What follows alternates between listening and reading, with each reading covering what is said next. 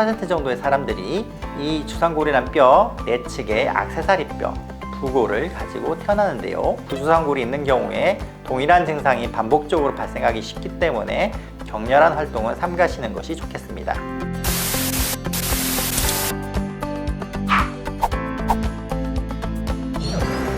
안녕하세요. 서울원병원 정형외과 족부센터를 담당하고 있는 김무현입니다. 오늘은 외래에서 흔히 접할 수 있는 질환 중에서 발목 내측이 아파져서 오게 되는 부주상골 증후군에 대하여 설명드리겠습니다.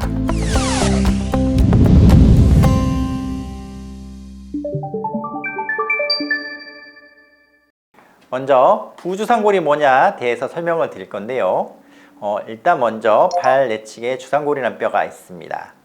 그런데 약 전체 10% 정도의 사람들이 이 주상골이란 뼈 내측의 액세서리 뼈 부골을 가지고 태어나는데요. 대부분의 분들은 부주상골이 있는지도 모르고 사시다가 증상이 있거나 다른 외상으로 인해서 엑스레이를 찍으실 때 우연히 발견되는 경우가 많습니다. 이 부주상골이 있는 분들 중에서 이 주변에 붓기, 통증, 압통 등의 증상을 일으키는 경우에 부주상골 증후군이라는 진단을 내리게 되고 치료를 하게 됩니다. 진찰 시에 특징적인 위치에 압통이 있는지를 확인합니다. 부주상골이 많이 큰 경우에는 눈으로 보아도 발 내측이 볼록 튀어나온 것을 확인할 수 있습니다. 의심이 되면 먼저 엑스레이를 통해서 부주상골이 있는지 확인을 하게 되고요. 그로 인해서 진단을 내릴 수가 있습니다. 보통 증상이 있는 부주상골 증후군 환자분들은 평발이 있으신 분들이 많기 때문에 일반 엑스레이와 함께 체중부와 엑스레이를 같이 확인해서 디뎌졌을 때 발의 정렬, 아치 상태를 같이 확인하게 됩니다.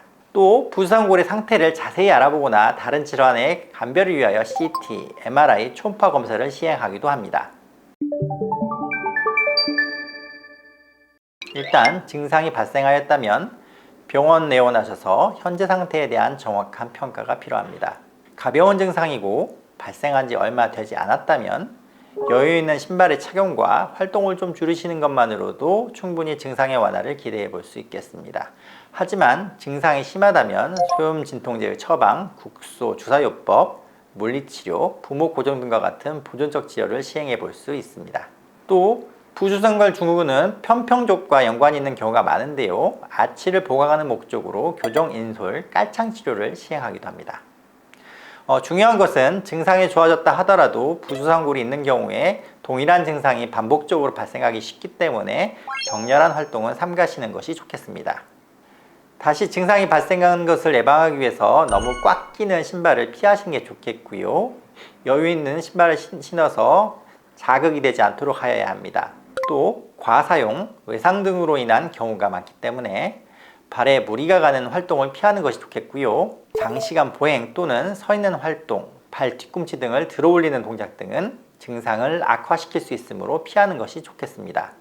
부주상골 증후군은 기본적으로 적극적인 보존적인 처치를 통해서 증상의 소실과 삶의 질을 개선을 도모해 볼 수 있겠습니다. 하지만 여러 가지 방법을 이용해도 증상이 호전이 없고 삶의 질이 떨어진다면 수술적인 처치를 고려해 볼 수도 있습니다. 여기까지 부주상골 증후군에 관하여 간략한 설명을 드렸고요. 궁금한 사항이 있으시면 댓글로 올려주시면 확인해 보고 답변 달아드리도록 하겠습니다.